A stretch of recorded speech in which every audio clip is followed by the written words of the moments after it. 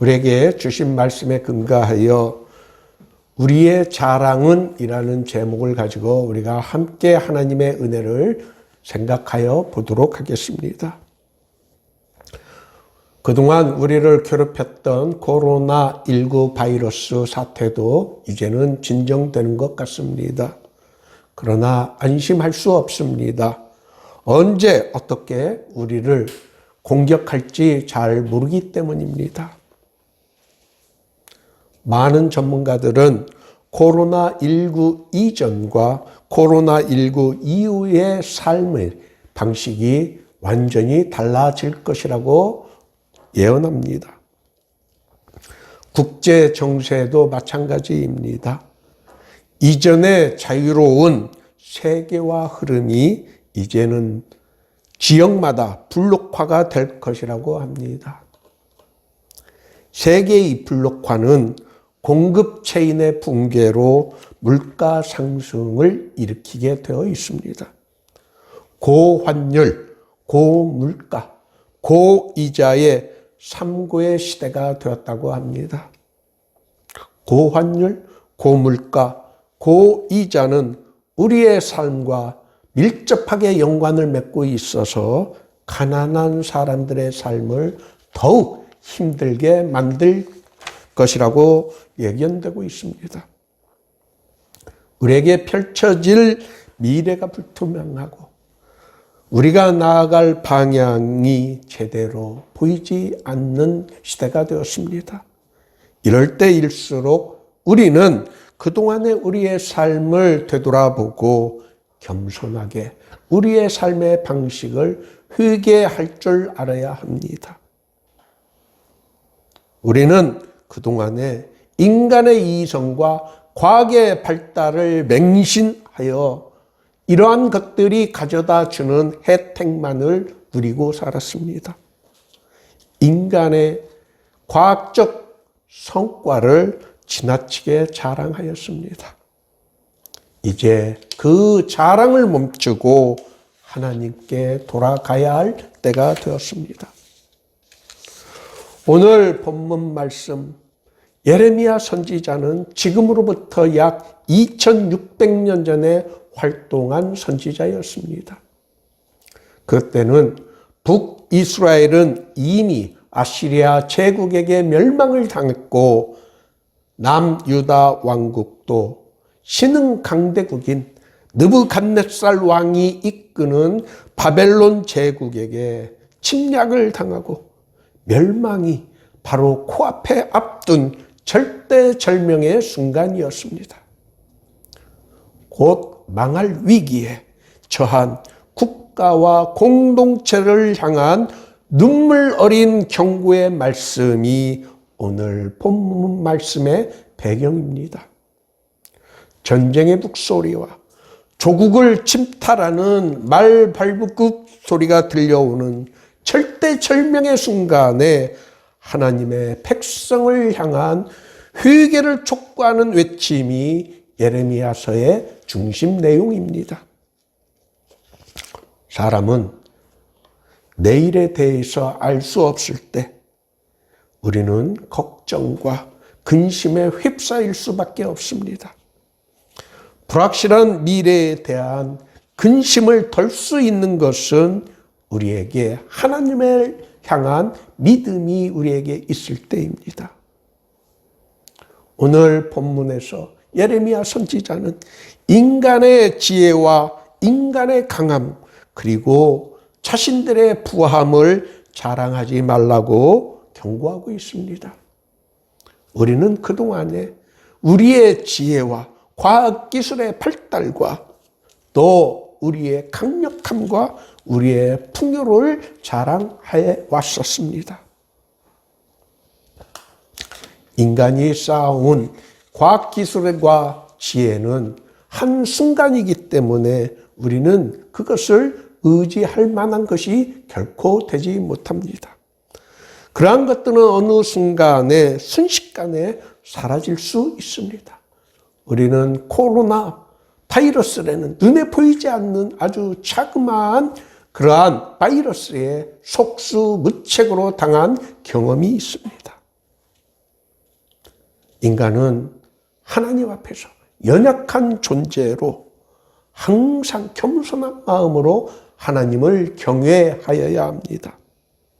연약한 우리들이 자랑해야 하는 것은 명철하여 하나님을 아는 것과 하나님 여호와는 사랑과 정의와 공의를 땅에 행하시는 분이라는 것을 깨닫는 것이 우리의 자랑이 되어야 한다고 예레미야 선지자는 경고하고 있습니다. 경제적 풍요와 군사적 강함이나 하나님을 떠난 지식이나 지혜, 즉 세상적인 학문이 우리들의 자랑이 되어서는 안 된다는 것입니다. 우리가 살아가는 세상에서 사랑과 정의와 공의를 행하시는 하나님을 깨닫고 하나님께서 기뻐하시는 일, 사랑, 정의, 그리고 공의를 우리의 삶 속에서 실천하는 것이 우리의 자랑이 되어야 한다는 말씀입니다. 오늘 본문에서 가르쳐주고 있는 것은 명철하여 하나님을 아는 것이라고 가르쳐주고 있습니다. 그리스도교에서 아는 것, 안다는 것은 정말 중요한 개념입니다. 이성적으로 아는 것, 지적으로 아는 것이 아니라 긴밀한 관계와 교제를 통해 얻어지는 지식이 그리스도 예수 안에서 또 하나님을 아는 지식인 것입니다. 오늘 본문 말씀을 바울 사도는 고린도전서 1장 28절에서 31절까지 해서 쉽게 우리들에게 설명하여 줍니다.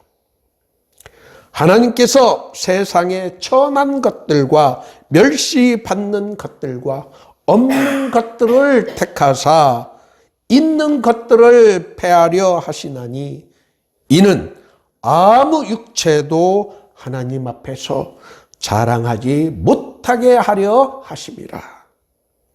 너희는 하나님으로부터 나서 예수 그리스도 안에 있고 예수는 하나님으로부터 나와서 우리에게 지혜와 의로움과 거룩함과 구원함이 되셨으니 기록된 바 자랑하는 자는 주 안에서 자랑하라 함과 같게 하려 함이라 라고 자세하게 가르쳐 줍니다. 자랑하는 자는 주 안에서 자랑하라고 바울 사도는 가르쳐 줍니다.